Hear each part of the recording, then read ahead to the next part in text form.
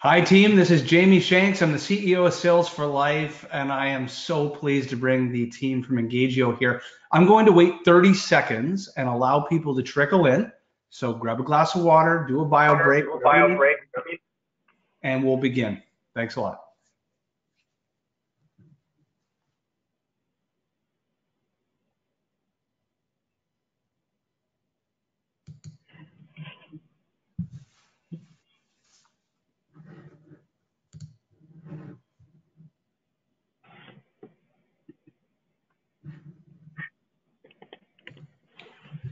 Okay, everybody, we're going to kick off. I am really excited for this webinar. I am here with Heidi Bullock.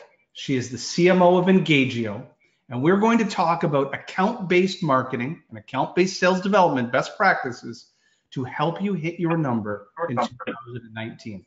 So Heidi, why don't you say hi to the team for us?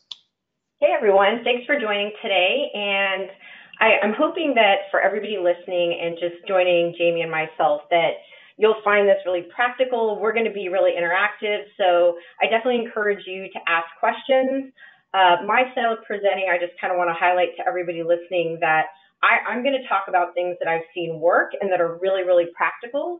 So that's kind of my hope, is that today you walk away with a few things that you can try for your business that will be successful and also just different than what you've been doing. Fantastic. So what we're going to do is Heidi and I wanted to introduce ourselves on camera so everybody know who we were. We'll take ourselves off of camera right now. Heidi's going to run through the presentation. I'm going to ask the funny questions, and we are going to have a lot of fun together. Okay, so let's take our webcams off and let's kick. All right, let's get started, everybody. So as Jamie mentioned, this is really going to be focused around hitting your revenue goals in 2019. So that's going to be great, and we all know we need to do that. So the key things that I'm going to be covering really are why ABM, and we're not going to spend too long on that because I'm assuming a lot of you are familiar with ABM, but I just kind of want to go through kind of my hypothesis and why I think ABM is good. We'll talk about some basic steps to get started, how marketing can really help sales. That's kind of my favorite part. And then just a few ways to measure and show impact. So with that, let's get started. So I think one of the key things that many of you will see and realize, sorry, my screen is not advancing for some reason. Let's see. There we go. All right, so scenario for next year. You are probably going to be given a number, and it's probably going to be big. I've never worked anywhere where that hasn't been the case. And then, when you get that number, there tends to be a range of emotions. Sometimes if you're in sales, it's exciting because you feel like, great, that's good. I'm going to hopefully make a lot of money. Sometimes in sales and marketing, you also feel nervous that that's going to be a hard goal to hit. And one of the key points that I want to make on today's webinar, that this is really important. If you do the same things you've always been doing and expect a different outcome, that isn't going to work. And that's kind of a big point, because I know a lot of people feel like, hey, we did okay this year. We had some good marketing programs. Our sales team kind of crushed it. But guess what? If you want to grow as a business, it's just hard, and you really need to think about evolving your strategies. And a lot of marketing teams rely on this model. And many of you are pretty familiar with this. This is kind of a classic inbound model. And in a lot of companies, this will work to a point. But I think what's tough is it's broad-based, so you don't necessarily control the quality. It's very much lead-centric. And for those of you that are at B2B companies, in most cases, you're not just selling to one person. It's very volume-based. And again, I'm just going to emphasize this. The quality can be poor. So those of you in sales that are listening, you can relate to this when a marketing team says, hey, we got 20,000 MQLs, we're passing those over. In your mind, you might say, well, who cares? Like, if I can't close that deal, it doesn't matter. So that's something that I really don't like. Heidi, Heidi, just a quick question. Can you tell the quick story to everybody? You and I were talking about this 5 minutes before this webinar. Tell the team how you're driving the right type of buyer to this event rather than the traditional way of creating webinar. You bet. So many of you listening probably have databases, and in a lot of cases, marketers, when they have a webinar, they will send an invite out to their entire database. Now, most databases aren't clean. There's a lot of junk in the trunk, and you might end up getting a lot of people on your webinar or at any event that might not be the best quality, and the sales team feels like in many cases they can't close the deal. So what we do actually is we have a set of key accounts that we focus on. We also have a pretty tight ideal customer profile. And I'll just give you an example. We might not sell to companies under a particular size. That's just one simple example. And so we will only invite people and companies that we feel fit our ICP and that the sales team can actually be excited about. So I think a strategy like that can be very helpful. Yeah, that's what we talked about, and I think it works. Fantastic. Thank you so much. Yeah, Jamie, sure. And so kind of going back to my earlier point with demand gen, what I see a lot of people do, and I actually just talked to a company the other day, and they're having great luck with digital advertising. But one of the things that happens is you will reach a point of diminishing returns, meaning you can continue to put more and more into something, and you might not get the same results out. And so again, I'm just kind of highlighting demand gen and doing all these programs. They're great, and you should do them. But typically to grow, you will need to look at something else. And that's really where account-based marketing comes into play. And so what I want to highlight, it's not really about more, say, MQLs. It's about the right accounts. And that's again, a key message and point that I want to make today. And so, Jamie just asked me about this, and this is important. It's about focusing on the right type of customer for your business. And again, depending on your company, I feel like this can look differently, but as an example, I think it is important to know, hey, we do have a set of accounts and a profile that we do very, very well when we sell into. And typically with these, you will see a higher contract value. You'll see the better opportunities for cross-sell, upsell, better retention. And, the thing that I like for sales is these deals, you can put in sometimes the same amount of work, but they're just a higher ASP. And that's what you want to be seeing and focusing on. So hopefully everybody gets excited about that. When we can make more money, everybody's happy. Heidi, just within your company, there's so much firmographic and demographic information that make up your ideal customer profile. But if you were to single out some of the 10x things, or the asymmetrical competitive advantages that, within your ideal customer profile, what are some of the key ones that your company has centered around as this is what makes up the best for us? Yeah. And again, I will stress that it will be different for every company. So Engagio, we're in the MarTech space.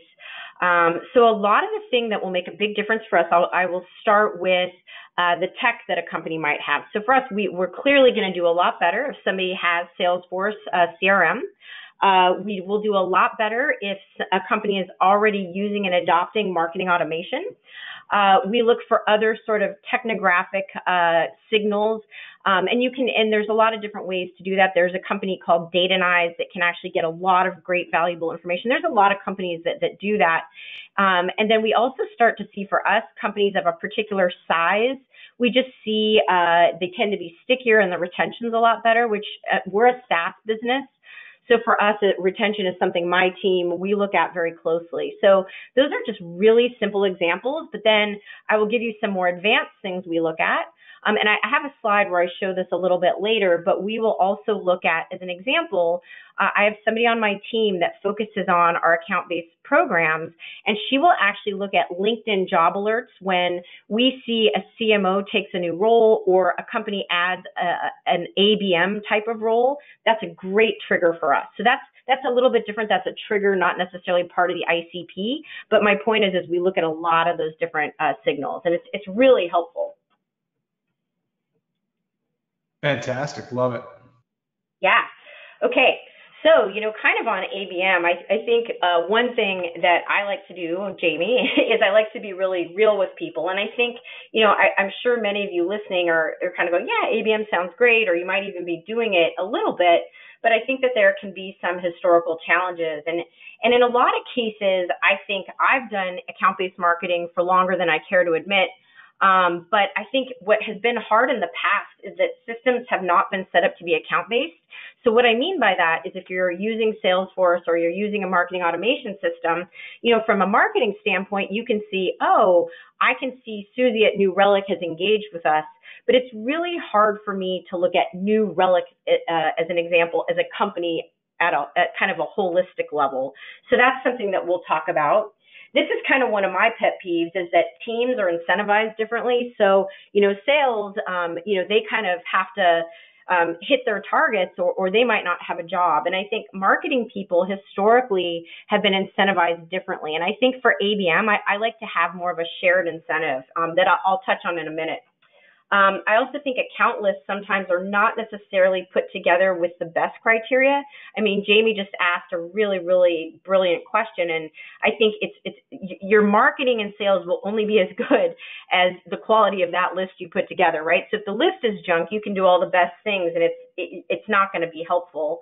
So we've got to get that right.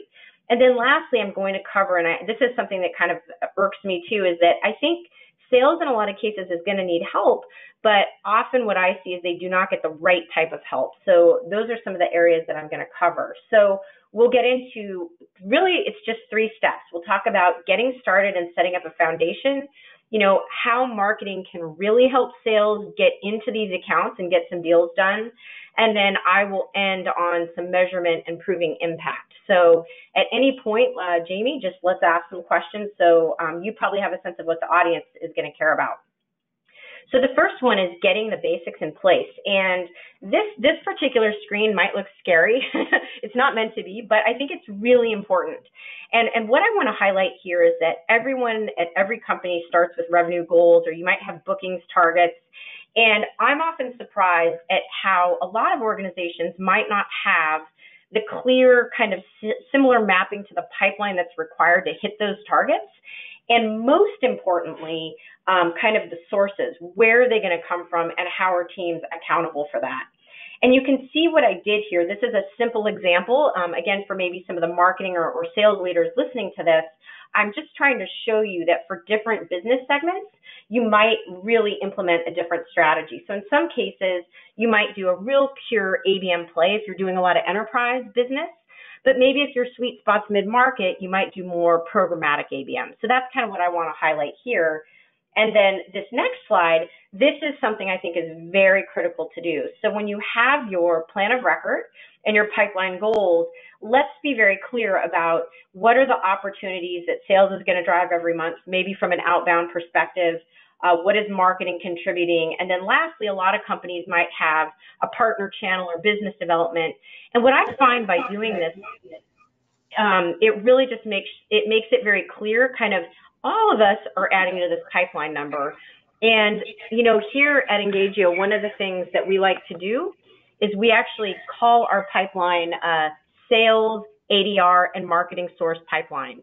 So the acronym is SAM, and that just highlights that we're all contributing and all participating. I think that's so critical for teams to recognize that marketing is we've always called it team revenue. Everybody's on team revenue. And marketing is accountable, much like sales, to a percentage of sales quota attainment. So that means that sales and marketing leaders are sitting in a boardroom annually and then quarterly and identifying, as part of our TAM, our total addressable market, what percentage of revenue is influenced and attributed or being created by marketing, and then what is remaining by channel partners, upsell, cross-sell from customers, outbound, relationships through sellers. I love it. That's amazing. Yeah, and what's funny, Jamie? It seems like on the slide we actually can pop back to it. It kind of looks basic, but you probably see this too. I'm actually surprised how many businesses do not have this documented and really clear.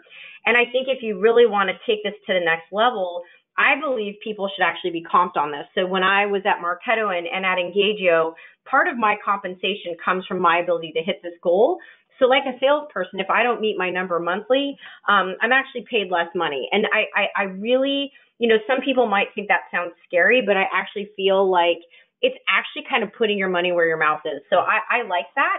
And it's something that I recommend doing. Yes. kind of another piece of this that I think, I'm not going to belabor this part too much, but again, technology can really, really help with account-based marketing. There's a lot of tools that can really make sure that your leads are being mapped to accounts. So that way, when you're in your particular systems, most people are going to be in their CRM system or Salesforce. They want to be able to look at the account and everybody that's linked to that account. So I think that that's a really important piece, and that's something that Engagio does. But there's other tools that can help with that too. And now we touched on this a little bit, but picking target accounts, I think, is one of the most important things you can do correctly. And this is a little methodology. Actually, Everstring came up with this, and I love it. And it's really around fit and knowing which accounts are a good kind of real match for your products or services. And you can look at close one historical data to do that. Intent, you can use obviously Bombora or other signals like I mentioned. Like we look at LinkedIn job alerts. It's great to see, who's researching, who has that intent to buy. Recency, how recently an account has showed interest or engaged with our brand. And then lastly, engagement. And then what I want to do is I want to just show you a real example. This is my data.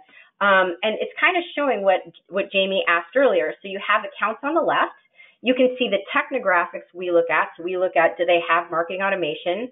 What are the other, ABM tools they have in place? The employee size. And then you can see what we're doing is we're coming up with basically a score. And then we will also layer in sort of engagement. Are those accounts engaging? And what you'll notice, and I think this is really critical, this is not an exercise that sales does alone or marketing does alone. And that's kind of another key point for today. Even if you're just like, hey, ABM, I'm not so sure. I just think the more sales and marketing can partner on these things, it will be better. And so you can see my highlighted column. Even once marketing goes through this exercise, I want sales input. I want them to say, well, Heidi, gosh, Bio Holding, that company may have already bought XYZ. Maybe we'll start talking to them a year from now. So my point here is for your business, there's all these critical ways to look at the right accounts. And then you definitely want to make sure that you're involving marketing and sales.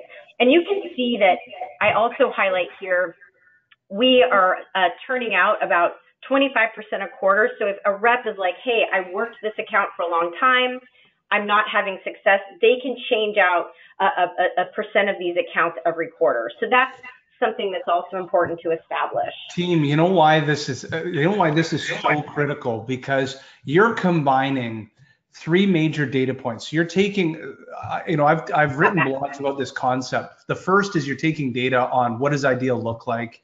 The second is you're using social proximity data. And then the third is you're using propensity to buy data that could come from artificial intelligence and machine learning. This is critical because if the sales team and marketing team sat in the same room, and imagine you were reverse engineering competitive intelligence on accounts where you do not have an asymmetrical competitive advantage, meaning that the senior leaders in that company came from your competitor and now work at that company, or the senior leaders at that company have been done projects with or are certified by or have skills of your competitor. You can work with marketing to deselect accounts as important as the selection of accounts, because you'll spin your wheels for 9 months and recognize you'll go nowhere fast because the chief operating officer used to work at your competitor. That's right. And I'm sure none of us listening have ever had that happen. So yeah. And again, you're right. You don't want to lose time really pursuing an account that the reality of them buying it is not good. And let's face it, all of us, the cool thing too, I want to highlight, if you do this exercise, I feel like the number one thing I hear our sales team say is, wow, we weren't even thinking about, these sets of accounts. So it's kind of cool. Like, I feel like we've been able to unearth some accounts that maybe weren't initially on their radar. And that's pretty cool. Another kind of key piece that I want to highlight, and this is an important piece for getting started, is this is a very, very simple example, but it's really kind of prioritizing your tiers. So again, all your target accounts will not be the same.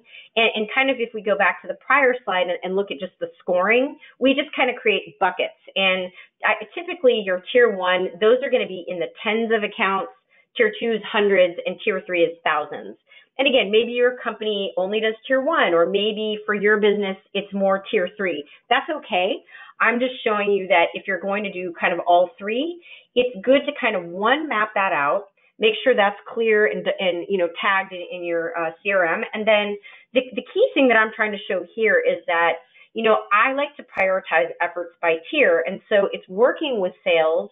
Marketing needs to work with sales and kind of go through. Like for tier 1 accounts, my perspective is yes. The answer is yes. We're going to do all of the great programs that we can do and support.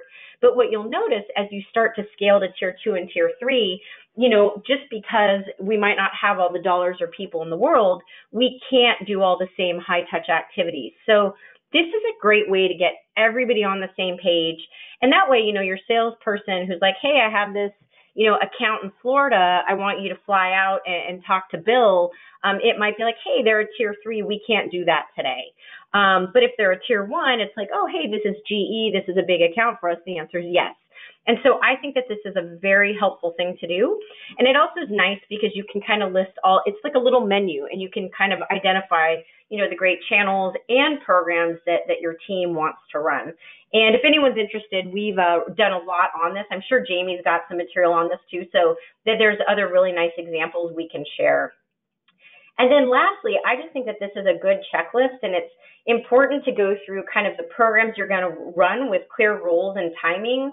I'm a big believer in multi-channel. I think in marketing, everybody kind of goes in these kind of phases of, wow, digital marketing is cool, or inbound's cool, or now it's scale. And my feeling is, at the end of the day, everybody kind of learns and absorbs information differently.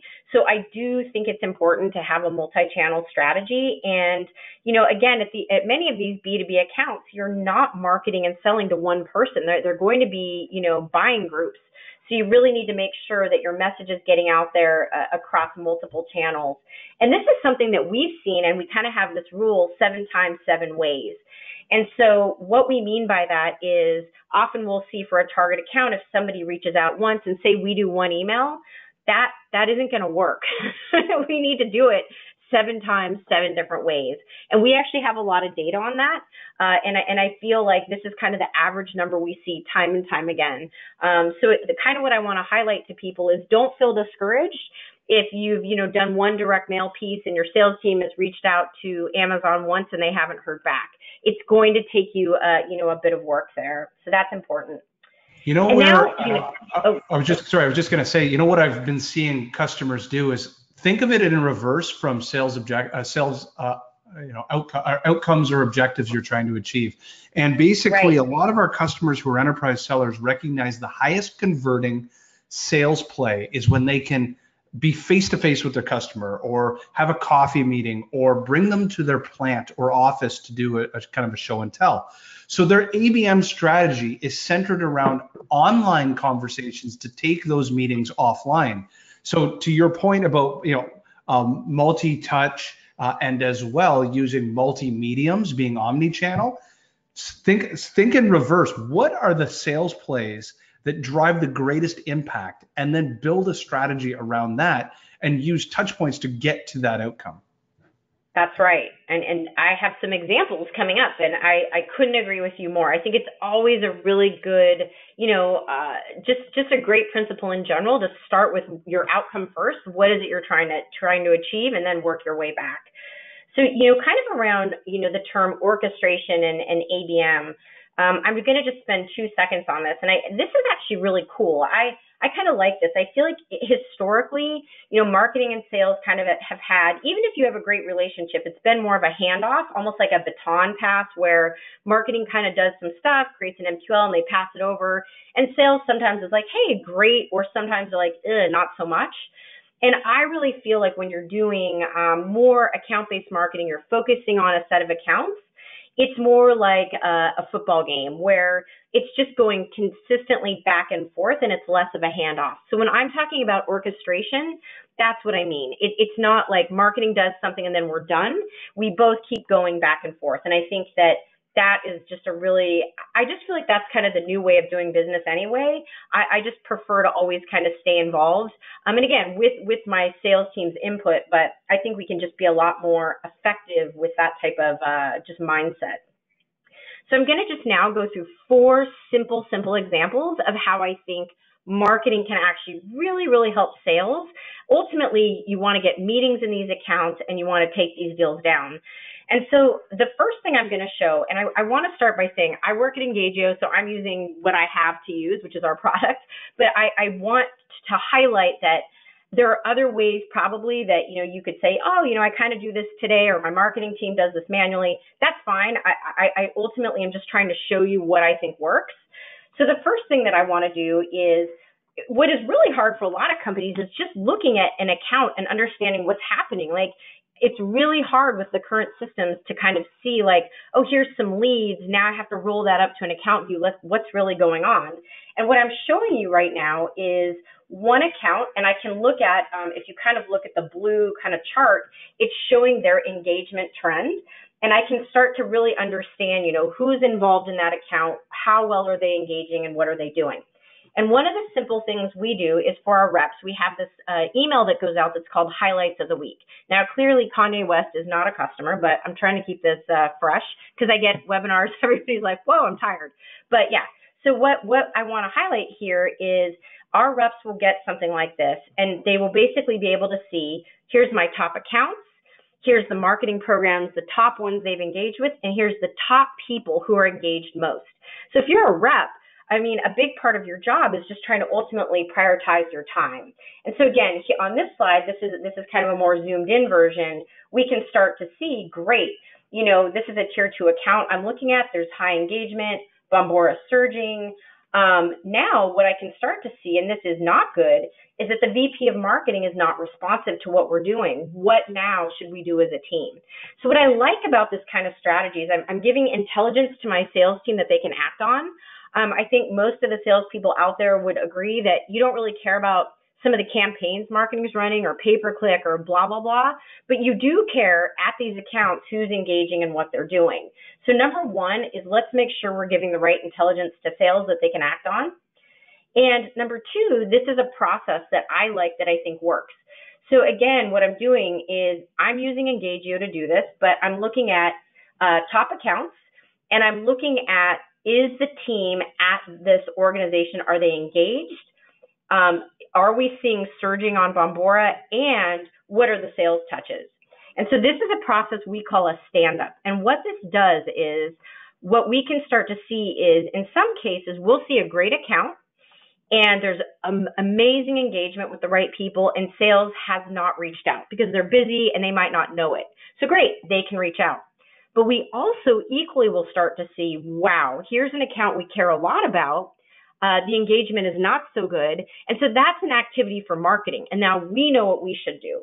So this is something that it's not saying one group has more or less to do than another. It's just being very, very clear about, great, we have a clear view of what's happening in these accounts, and we know when marketing has to do something, and then we know when sales has to do something. So I really like that. Now, another thing that I think is important, and this is a big thing I think marketing can do also, is a lot of you are at companies where you're like, hey, I don't have a data scientist, or I don't have a team of 30 people to do this.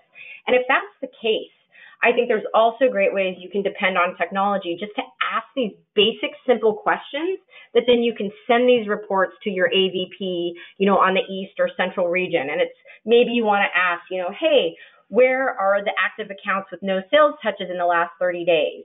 Or, what are the top channels by response? And maybe that's what my team looks at. So we get a better sense of how our program's performing. So I don't want to belabor this too much, but my point is, let's make sure that we're sending intelligence to the sales team that is actionable and they care about.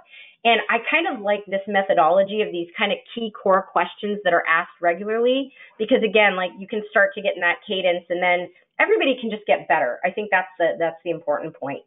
And then lastly, I think this is something that I like to do too, is there's often times when I will hear for a particular territory, gosh, we're really struggling out here, and it doesn't feel like marketing is really hitting the mark.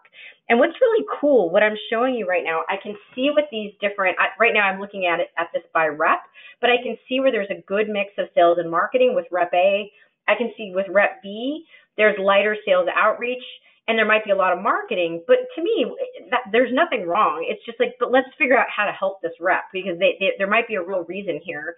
And then you can see with rep C, wow, this is lighter on marketing. They're doing tons of sales outreach. This rep needs more marketing attention. So this is kind of cool. So then we can start to say by rep, or by, you could do this by territory, you could do this by set of accounts. Just kind of, again, like, where does sales need to act and where does marketing need to act? And usually, you know, I feel like there's always activities for both teams, and it's just a matter of really honing in and making sure people are spending their attention in the right places. So I like this. I think this is good. Heidi, in your company and your customers, how talk a little bit about the importance of the sales leaders understanding when there is a failure on rep C or D or whichever rep, how they're getting involved in looking at these green flags and red flags and coaching towards this. Yeah. So, you know, it's going to be really different depending on the size of the company. I mean, I think if you're at a smaller org, you can have, I mean, I feel like the more you can meet with your sales team and help them, the better. I have been at larger organizations where maybe there's a standing meeting, and what you can do as a marketing leader is, you know, maybe again, like you have AVPs that you support that are in different regions, and you can say, hey, like, here's some information. And what I think is a really important thing to do is, again, the point of an exercise like this is, I really want to stress, it's not really around, oh, hey, sales isn't doing X or marketing's not doing X. It's like, hey, this is where we've got some real opportunities. And my experience, Jamie, honestly, is sales kind of likes it. Like, they're sort of like, whoa, maybe I didn't realize it, or maybe I didn't understand that I wasn't reaching out as much as I thought, or that it wasn't really resonating, or same with marketing. It's like, wow, like maybe we didn't realize that some of our materials and content was working better in a particular area versus another. So in general, I find salespeople to be actually kind of excited. Like, in general, I feel like people want to do a great job. They just need help with where to kind of emphasize and spend their time.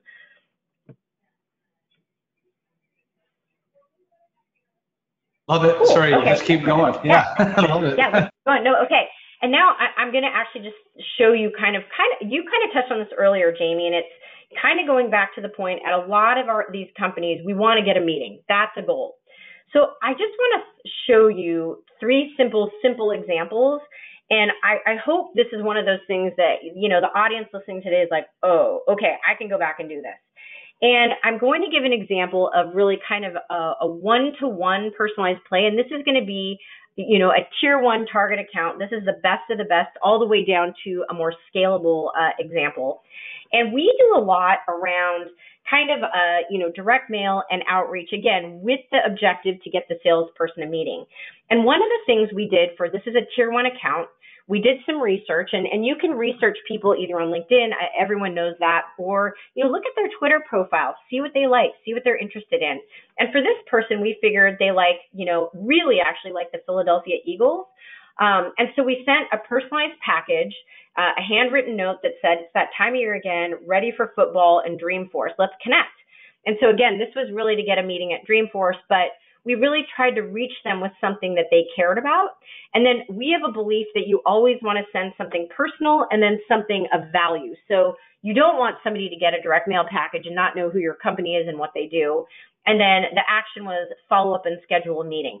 And I'm just going to go through 3 examples. So that's something that we would do for a tier 1 account. And we had a great response on this, and I'll show you all of them at the end. Then we did an incentive here, and this is more of a one to few, and we had AirPods as an offer to take a meeting. And this was really for our ADR, our internal sales team, so not our sales reps, but our SDRs or ADRs. And we said, what do ABM and AirPods have in common? And if they took a meeting and that was qualified, we would send them some AirPods. And so that we got a 40% rate on. And then lastly, this is a one-to-many. So you can kind of see that the personalization and the what we're sending is maybe getting less exciting. And this last one was a one-to-many. This is scalable ABM. And we said, get your ABM popping with Engagio. And we sent gourmet popcorn out with our analytics guide and a personalized postcard. And, basically got some pretty good results on that as well, too. So we got a 20% conversion there. And if you look at all of these together, this is kind of what I want to highlight for the group, is that for your tier one targeted, super awesome accounts, take the time, do the research, be personalized, and you will get the meeting. Look at that. Look at the meetings that we were able to get with that personalized package. And honestly, Jamie, we didn't do anything else, which I don't know if that's good or bad. We didn't really follow our rule here, but it's not like we complemented these with a million other tactics. This is kind of really being pretty raw and roll up our sleeves. And we got an amazing result on this kind of overall campaign. With the one to few, the AirPod offer, we got 40% meetings. And then the last one with the popcorn, 20%. But you can see for what we spent, we were able to get a really nice return on this. So what I want to highlight here for the marketers and salespeople is, again, you're not going to do this stuff for every single account, but for your best accounts, the ability to do some research and some personalized packages up front can get you some really great results. And the reps were happy with this. And basically what we do, if you go back to our tiers of accounts, they know that they almost get an allowance of these type of packages every quarter. So it's really cool. So if you do QBRs or you have a kickoff that maybe you're planning for 2019, you can talk to the sales team and get everyone excited and say, hey, we're going to do this for you. Again, we can't do it for every account, but we'll figure out a nice scalable way so your best accounts are getting some of this outreach. That is critical. Can you almost repeat that for everybody? That basically, This is where sales and marketing are thinking together. The sellers are given a budget to be able to think of creative ways of acquiring that customer. It's all baked into your cost of customer acquisition. Yeah. Yeah. And kind of, again, why I wanted to go through this particular example is I know that maybe some of the marketers listening today might feel like, oh, wow, there's a lot to do. And I'm trying to kind of showcase an example where, I had one person on my team really kind of run this entire program. So I'm trying to kind of show, like, let's don't boil the ocean, but you can do some really nice practical things and get your reps some meetings and accounts that are good for the business and they care about. So I think it's a good thing to do. And then lastly, let's get into some measurement and proving impact. And I'm not going to put people to sleep here, I promise. This is actually fun and important. And the reason this matters is I think as marketers and sellers, we're all kind of a revenue team, and we want to make sure our dollars are spent in the best way possible. I always have a saying, I think of my job as an investment banker, and it's my job to get the best return on the money that's given to me. I also have the joke, it's sad, I'm not paid like an investment banker. That's too bad, but maybe someday. Okay, so with that, one of the ways that I like to think about measurement, especially for account-based marketing, it's a little bit different. You can see here that I will be looking at engagement, journey analytics, and then lastly, program ROI. And for the teams listening, clearly program ROI, that's nothing new. That's something we all get today. But the other two, what I want to highlight is we're going to look at engagement, and you could say, my exec team, they're not going to care. And guess what? You're right. They probably won't. But for you, you need to be able to look at this to know early on, are you doing the right things or the wrong things? And we kind of went through some of those examples with the stand-up. And the reason I want to highlight this is because a lot of the deals that many of us are working on, I'm not closing every deal in a month. I wish that was true, but it's not. And so some of my deals might take 8 months or a year. So gosh, I need other early indicators. And that's why engagement matters. At the end of the day, clearly we all care about close-win deals and revenue. So I want to emphasize that. And journey analytics are just really trying to understand, am I progressing accounts to that next stage? Am I moving them from aware to engaged to an MQA? So that's kind of what I mean there. And I'll just give some simple examples. This particular screenshot, if you remember one thing from today, remember this. I think this is a really important thing to do. If you're just kicking off an account-based marketing initiative, one of the things, and I did this when I joined Engagio, I took our target accounts and I took a baseline. How engaged are they today? Like, what does that data look like? And you could even do this. Maybe you take your accounts and you're like, hey, here's how many meetings we have. And then once you kick off your initiatives, what does that change look like? So you can kind of see, I started off, our accounts had about 3,000 engagement minutes, and we were able to drive that up to about 33,000. And what that's saying is, look, these accounts are spending time with us. They want to talk to us, and that's a good thing. And until I can show revenue, this is a pretty good, I think this tells a pretty nice story that marketing and sales are doing a good job driving engagement. And one of the things I want to emphasize, and Jamie, I don't know if you have comments here, you'll notice I did not just say marketing and I did not just say sales. This is both teams kind of getting into these accounts and doing outreach and making sure that, you know, we're doing great advertising and all the pieces that matter. I don't know if you have comments on this at all. No, and actually, this kind of goes to a major question I was going to ask, and instead of saving it to the end, basically help because the mindset that you have, I love that you use the investment banker mindset. So you're truly thinking like a business owner. Except I'm poor. I don't make as much. Yeah, no, this is great because listen, as a business owner, this is actually my money, right? So I'm sitting there thinking, wow, you as a marketer are thinking about our cost of customer acquisition to the customer lifetime value of that account. That's why you went ABM, because you're increasing your ACV, probably longer tail deals, LTV increasing. So tell us a little bit about your budgeting mindset. The main question was like, how are you thinking through? Just give the mindset of you as a CMO, how you allocate funds per account, per seller, like any insight you could give there would be amazing. Sure. I think it really goes back to, I'll answer that in two ways. I think kind of at the highest, simplest level, because I really like to keep things pretty simple.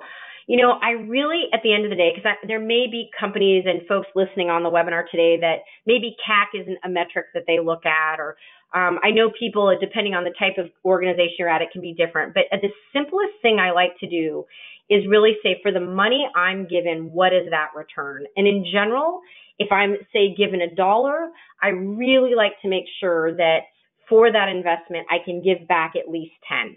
And that's me. And I have a lot of data. I have tons of years. What time frame? Just so teams understand that, because that's the important. Yeah, so for me, that's kind of within a year time frame that I like to see that. And there's some months where I can tell you, because I measure this and report it at the board level, and I do this fully loaded with dollars and people, and then I do one where it's just program dollars. But and again, this is really because of our time for acquiring a customer. It's within that time frame. There's businesses where that may look different, but I like to look within a year time window and kind of do a valuation within that time frame. Again, that's me. That's my business. That's what makes sense.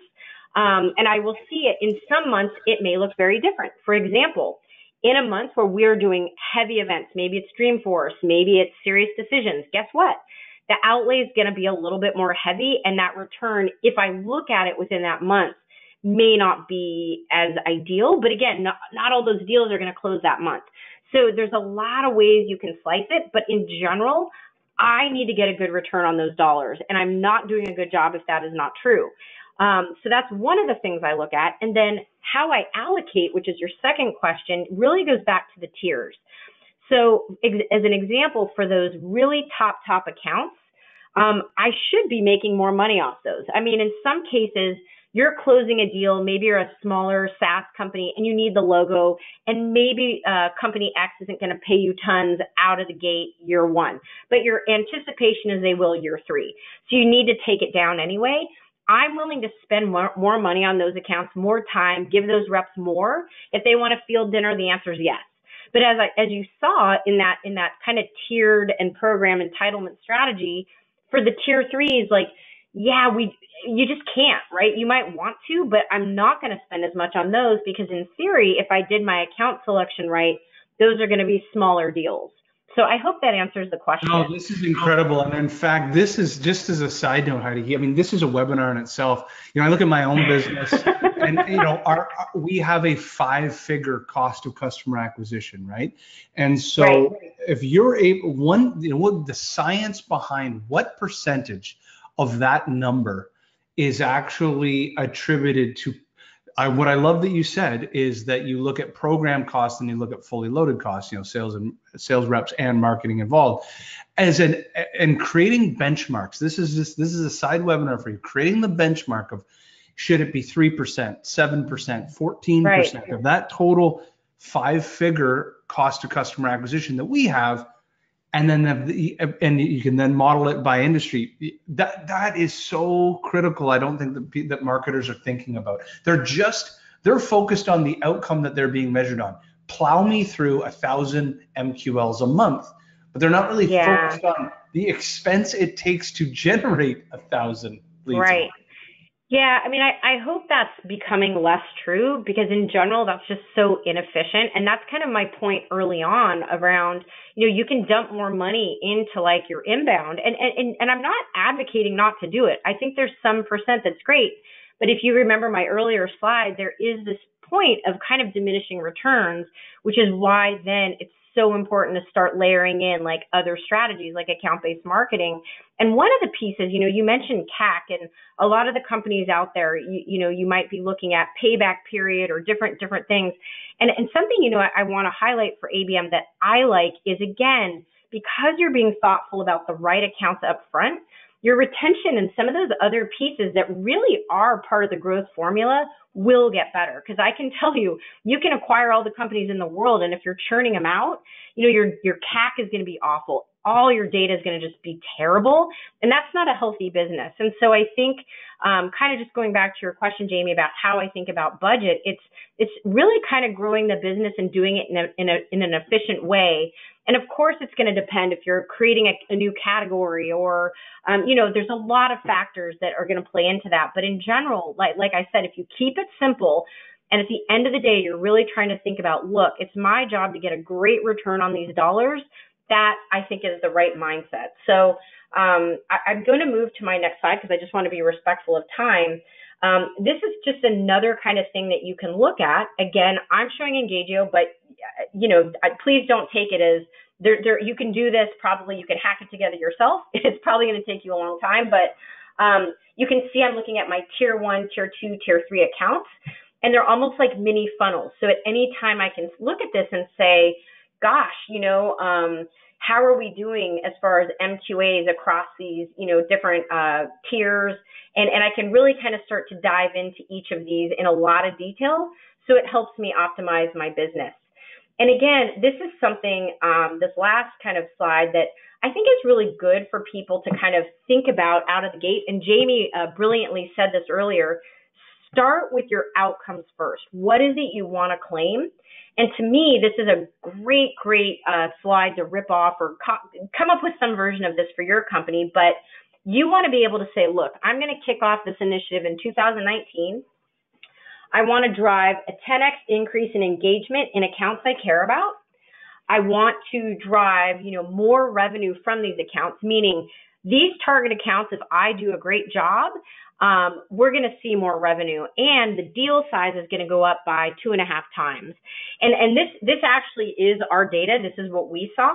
So I'm happy with this. Looking at our customer data, we see kind of this can vary, again, depending on the business you're in. But this is an awesome thing to be able to show. And what CEO or business owner isn't going to see this and kind of go, yeah, this is making sense. And it's cool. Like, I feel like everyone's winning here. Like, marketing dollars are being spent smart. And sales, like, and ideally, if your marketing team's comp, we're all making more money. And let's face it, people are at work. I mean, we're at work because we want to make money. So you want to do strategies that can help drive that. That's super important. So I like this slide. I think this is a really good one. And it's kind of a great place to start. Maybe if you're in marketing, have a meeting with your sales leadership and say, hey, what would be cool? What would you be happy to see here? And then, as Jamie mentioned, you can work back and come up with your plan. I think that's a great way to do it.